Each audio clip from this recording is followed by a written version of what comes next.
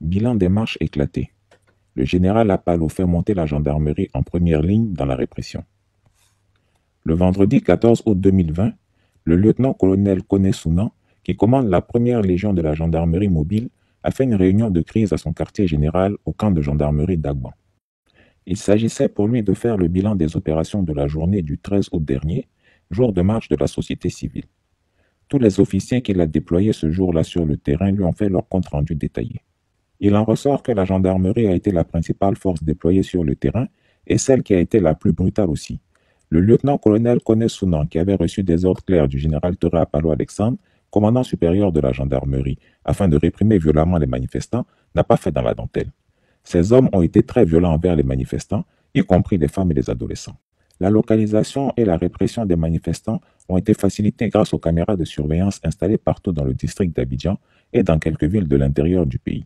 Ces caméras ont leur base secrète installée à l'intérieur même de la caserne d'Agban, à côté des bureaux du lieutenant-colonel Kone Sounan qui y passe chaque jour près de la moitié de sa journée de travail pour suivre les événements et l'évolution des choses en direct sur le terrain. Ces caméras ont été les premiers dispositifs pour repérer les manifestants et donner leur position aux forces de l'ordre de différentes localités pour intervention. Ce sont des caméras Huawei dotées de téléobjectifs très puissants, capables, dit-on, de filmer une personne à près de 2 km de distance, la rapprocher grâce à son objectif puissant et la photographier de façon claire et nette pour une identification future dans la base de données.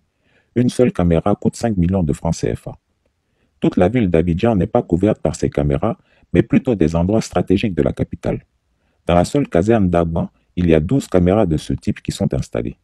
Car il faut le savoir aussi, l'une des missions confiées au lieutenant-colonel Kone Sounan, c'est de surveiller les gendarmes d'Agban.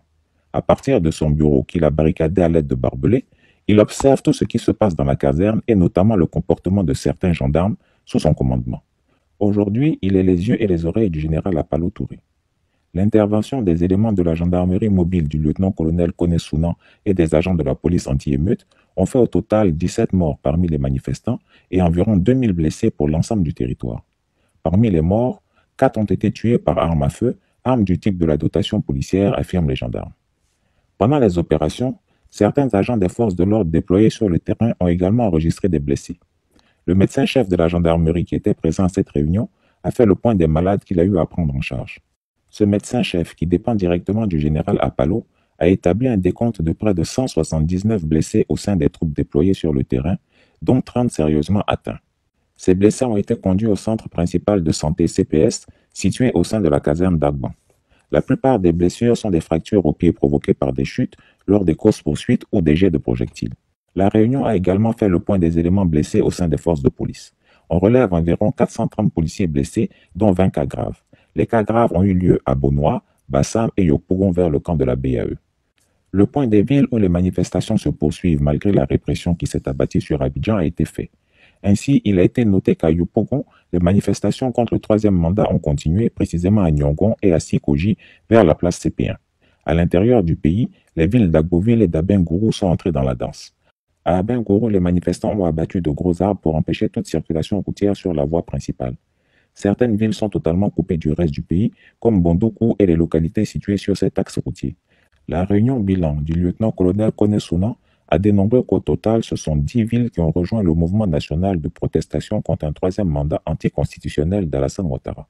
Chris Yapi a noté qu'à cause du colonel-major Ibrahima Gon Koulibaly, d'Igoz, commandant du GSPR, et du général Tora Apalo Alexandre, commandant supérieur de la gendarmerie, tous deux des gendarmes, le président Ouattara a assis l'essentiel de sa force de coercition sur la gendarmerie nationale.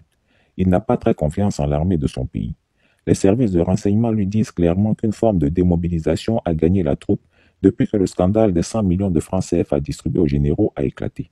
La grande majorité des militaires estiment qu'ils n'ont pas à se sacrifier pour des chefs qui ont reçu des millions, tandis qu'eux n'ont rien reçu du tout. Actuellement, la plupart des militaires arrivent au travail juste pour faire acte de présence. Ensuite, ils trouvent un prétexte pour s'éclipser, puis rentrent chez eux. C'est donc la gendarmerie qui a la charge de réprimer et brutaliser les Ivoiriens. Ce qui pousse les supérieurs hiérarchiques à utiliser de plus en plus de jeunes gendarmes et militaires sortis fraîchement de l'école pour gérer les manifestations dans les rues.